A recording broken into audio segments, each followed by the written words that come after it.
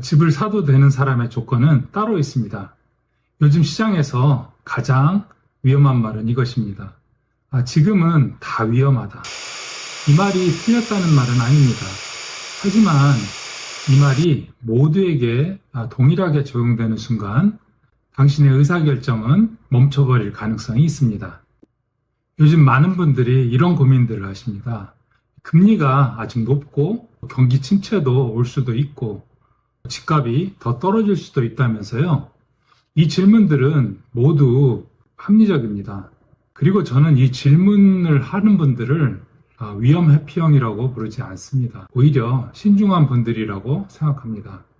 문제는 여기에서 시작됩니다. 이 시장의 불확실성을 이유로 결정을 미루는 것과 실제 재무적 리스크 때문에 지금 사면 안 되는 것은 전혀 다른 문제라는 점입니다. 그런데 많은 분들이 이 두 가지를 구분하지 않습니다. 불안한 감정이 생기면 그 감정을 시장 탓으로 돌립니다. 시장 상황이 나빠서 못 사는 것 같다. 하지만 상담을 하다 보면 정말로 시장 때문인 경우와 또 개인의 준비 상태 때문인 경우는 의외로 명확하게 갈립니다. 예를 들어 보겠습니다. 캐나다 전체 시장이 둔화됐다고 하지만 지역별 체감은 상당히 다릅니다. 온타리오, 런던 같은 도시를 예를 들어 보겠습니다. 이 도시는 이 토론토처럼 이 극단적인 등락이 반복되는 구조가 아닙니다. 인구 유입과 또 고용 기반이 비교적 안정적인 중형 도시입니다. 그렇기 때문에 가격 상승기에도 폭발적이지 않았고 또 조정기에도 급락 형태보다는 거래량 둔화와 협상력 이동으로 나타나는 경우가 많습니다. 이 대목에서 이 감정평가 경험을 바탕으로 한 가지 덧붙이자면 런던은 소위 말하는 이 하방 경직성이 강한 시장입니다.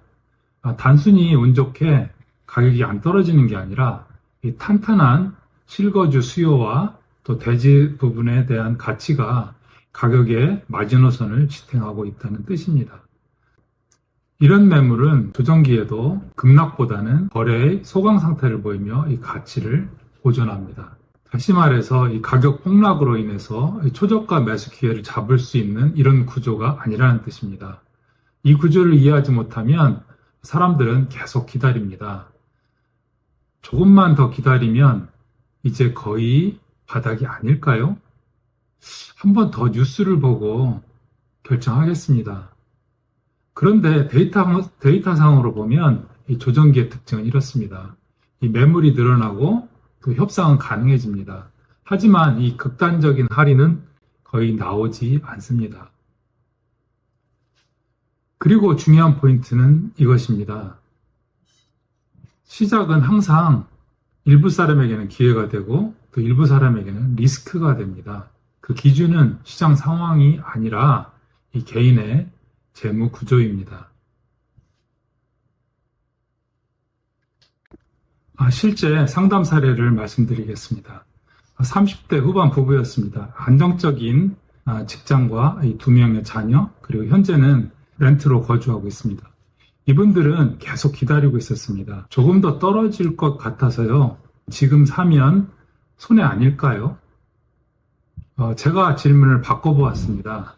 만약 가격이 5% 더 떨어진다면 그 차액이 현재 내는 렌트 비용 1년치보다 큰가요? 계산을 해보니 그렇지 않았습니다. 구체적으로 숫자를 한번 써보겠습니다. 예를 들어서 60만 불짜리 집을 고민 중이라고 가정해보죠. 여기서 5%가 더 떨어지면 3만 불입니다. 반면에 이 가족이 매달 내는 렌트비가 2,800불이라면 1년이면 약 3만 4천 불 정도가 그냥 사라집니다. 결국 더 떨어지면 사겠다며 보낸 1년의 기다림이 실제 집값 하락분보다 더 큰 비용 지출을 만든 셈입니다. 여기에 1년 동안 갚을 모기지, 원금까지 계산해 넣는다면 기다림의 손실은 더욱 커집니다. 게다가 이분은 계약 후 5년 이상 거주할 계획이었습니다. 그렇다면 이 단기 변동성은 의사결정에 핵심 변수가 아니었습니다. 이 상담에서 중요한 것은 제가 지금이 싸다라고 말한 것이 아닙니다. 그 부부의 재무 구조, 또 거주 계획, 현금 흐름의 안전성을 기준으로 보면 지금 사도 되는 조건에 가까웠다는 점입니다. 여러분도 본인의 1년치 렌트비와 집값의 5%를 한번 비교해 보시기 바랍니다. 반대로 유사한 연령대이지만 이 소득이 변동적이었고 또 다운 페이먼트가 거의 없고 또 직장 안정성도 불확실한 경우라면 같은 시장이어도 이 판단은 달라집니다. 같은 시장, 다른 조건, 전혀 다른 결론. 여기서 우리는 한 가지 불편한 사실을 인정해야 합니다. 지금 사도 되는 사람은 존재합니다. 하지만 모두는 아닙니다. 그 기준은 뉴스가 아니라 이 재무 구조입니다. 지금까지는 이 많은 분들이 알고 있는 이야기처럼 들릴 수 있습니다. 하지만 대부분의 잘못된 결정은 시장 방향 예측이 아니라 자기 자신을 과소평가하거나 과대평가하는 데서 발생합니다. 그 조건을 더 구체적으로 정리해서 보겠습니다. 앞에서 말씀드린 사례에서 중요한 것은 시장 전망이 맞았는가 틀렸는가가 아닙니다. 핵심은 이것입니다. 구매 결정은 예측 게임이 아니라 구조 점검 게임이라는 것입니다. 집값이 오를지 내릴지에 집중하는 순간 모든 사람은 같은 질문을 하게 됩니다. 언제가 바닥입니까? 하지만 실제로 장기적으로 안정적인 구매를 한 사람들은 다음 질문을 했습니다. 내 구조가 흔들리지 않는가? 여기서 구조란 세 가지입니다. 이 현금 흐름 구조, 또 시간 보유 가능성, 또 심리적인 안정성. 이 세 가지가 충족이 되면 이 시장 변동성은 위험이 아니라 이 조건이 됩니다. 예를 들어서 런던처럼 가격 변동이 급격하지 않은 도시는 단기 3에서 5% 조정은 흔히 발생합니다. 하지만 7년 이상 보유한 경우를 기준으로 보면 대부분의 실거주자는 심각한 손실을 걱정하지 않았습니다. 물론 모든 시점이 완벽하지는 않습니다. 그리고 저는 무조건 오른다라고 말하지 않습니다. 다만 구조가 안정적인 사람은 이 시장의 파동을 견딜 수 있는 반면에 구조가 불안정한 사람은 작은 파동도 큰 손실로 체감합니다. 바로 이 차이가 지금 사도 되는 사람과 또 지금 사면 안 되는 사람의 본질적인 차이입니다. 여기까지는 많은 분들이 고개를 끄덕일 수 있습니다. 맞아요. 준비가 중요하죠. 하지만 이 대부분의 실수는 이 다음 단계에서 발생합니다. 준비가 되어 있다고 착각하는 순간이 있습니다. 겉으로는 다운 페이먼트가 충분합니다. 은행 승인도 나옵니다. 또 소득도 안정적입니다. 그런데 간과하는 리스크가 있습니다. 금액이 아니라 이 비율입니다. 이 숨겨진 위험은 이겁니다. 총 가처분 소득 대비해서 모기지와 세금, 또 유지비가 차지하는 비율이 이 심리적인 한계를 초과하는 경우입니다. 이 수치는 통과했지만 체감은 이미 과부하 상태인 경우입니다. 왜 많은 사람들이 이 부분을 놓칠까요? 은행 승인은 가능을 의미할 뿐 안정을 의미하지는 않습니다. 그리고 사람은 승인을 받은 금액에 맞춰서 결정을 정당화하려는 경향이 있습니다. 이 지점이 가장 많이 관가되는 오류입니다. 앞으로 말씀드릴 조건은 단순히 살 수 있다의 문제가 아니라 흔들리지 않을 수 있다라는 기준입니다. 이제 구조적으로 정리해 보겠습니다. 지금 사도 되는 사람의 첫 번째 조건은 이것입니다. 이 주택 비용이 총 수령 소득의 35%에서 이 40%를 넘지 않는 구조. 여기서 주택 비용이란 모기지 상환액만을 의미하지는 않습니다. 재산세, 보험, 또 관리비, 이거는 콘도의 경우에 해당됩니다. 이 평균 유지보수 비용 같은 거, 이 모든 항목을 포함합니다. 이 많은 분들이 모기지만 계산을 합니다. 하지만 실제로 심리적인 압박을 만드는 것은 이 전체 비용입니다. 특히 온타리오주는 이 취득세와 매년 갱신되는 재산세, 그리고 최근에 이 변동성이 커진 보험료 비중이 적지 않습니다. 단순히 은행이 빌려주는 원리금만 생각했다가는 예상치 못한 고정 지출에 이 심리적 여유를 순식간에 뺏길 수 있습니다. 두 번째 조건입니다. 최소 3에서 6개월의 비상자금이 확보돼야 합니다. 예상치 못한 상황은 반드시 발생합니다. 금리의 재조정, 직장의 이동, 건물 수리. 여기서 중요한 것은 발생 여부가 아니라 발생 시의 대응 가능성입니다. 준비된 사람은 이 사건을 일시적인 변수로 받아들이고 준비되지 않은 사람은 이를 패닉의 트리거로 경험합니다. 세 번째 조건입니다. 5년 이상 거주 계획이나 또는 명확한 전략적인 보유 계획이 있어야 합니다. 부동산은 단기 트레이딩 자산이 아닙니다.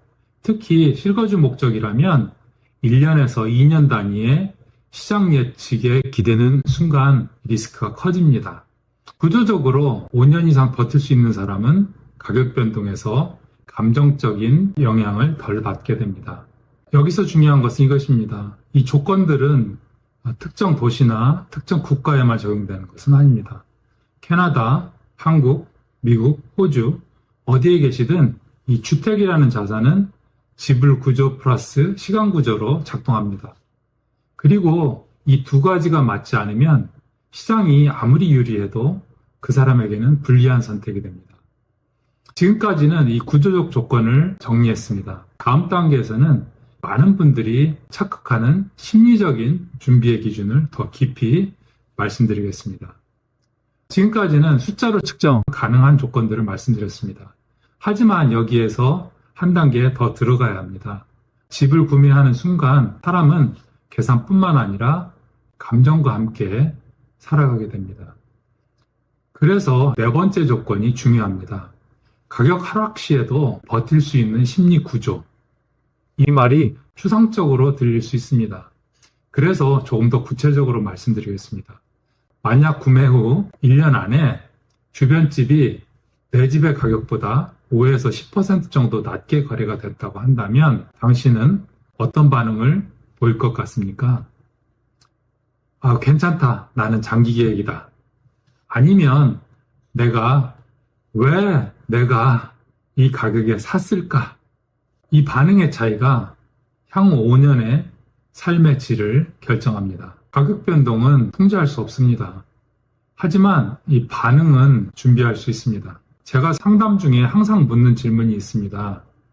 가격이 10% 내려가도 당신은 이 집에서 계속 살 수 있습니까? 여기서 살 수 있습니까는 재무적인 것이 아니라 심리적으로 말씀을 드리는 겁니다.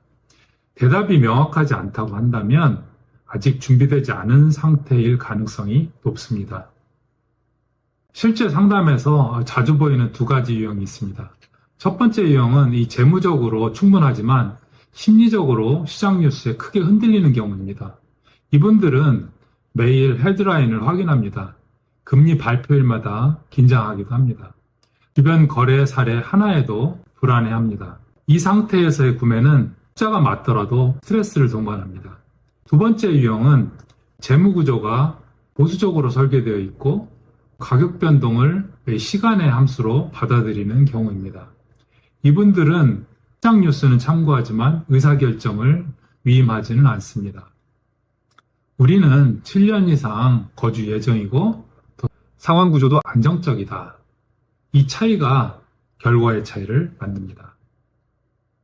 결국 핵심은 이겁니다. 시장 타이밍이 아니라 이 자신의 포지션입니다. 많은 분들이 지금이 좋은 시장인가요? 라고 묻습니다. 저는 항상 질문을 돌려드립니다. 당신의 포지션은 지금 안정적인가요? 이 질문이 더 중요합니다. 같은 시장에서도 현금 보유가 충분한 사람이 있고 또 부채 비율이 낮은 사람, 또 소득 안정성이 높은 사람은 이 다른 판단을 합니다. 그리고 같은 금리 수준에서도 레버리지 비율이 낮으면 압박은 훨씬 줄어듭니다. 시장 환경은 동일하지만 포지션은 개인마다 완전히 다릅니다. 그래서 지금 사도 되나요? 라는 질문은 보편적인 정답이 존재하지 않습니다. 하지만 이 조건이라면 가능하다는 기준은 존재합니다. 지금 사도되는 사람의 조건은 총 주택 비용이 실수령 소득의 35에서 40% 이내인 경우, 3개월에서 6개월 이상의 비상자금을 확보하신 분들, 최소 5년 이상의 보유가 가능성을 가지고 계신 분들, 가격 하락 시에도 이 감정적으로 버틸 수 있는 심리 구조를 가지고 계신 분들, 은행 승인 금액이 아닌 본인 기준의 보수적인 예산으로 결정을 하신 분들, 이 조건들이 충족된다면 시장 뉴스의 소음은 많이 줄어듭니다. 반대로 이 중 하나라도 불안하다면 시장 탓으로 돌리기 전에 먼저 자신의 구조를 점검해야 합니다. 저는 낙관론자도 비관론자도 아닙니다. 구조론자에 가깝습니다. 시장은 항상 순환합니다. 하지만 구조는 스스로 설계해야 합니다. 지금 사도되는 사람이 있습니다. 그러나 그 사람은 기회를 기다린 사람이 아니라 준비를 먼저 만든 사람입니다. 결정은 언제나 개인의 몫입니다. 다만 그 결정이 공포에 기반을 했는지 또 구조에 기반을 했는지 분명히 구분해야 합니다. 어디에 사시든 이 조건이라면 한 번 더 생각해 보셔야 합니다. 이 채널은 시장 뉴스가 아니라 이 의사결정 구조를 함께 점검하는 곳입니다. 오늘의 내용이 도움이 되셨다면 구독해 두시면 다음 의사결정에서도 기준을 잃지 않으실 수 있습니다. 좋아요는 이 채널이 더욱 많은 사람들에게 균형 잡힌 판단 기준을 전달하는 데 도움이 됩니다. 감사합니다.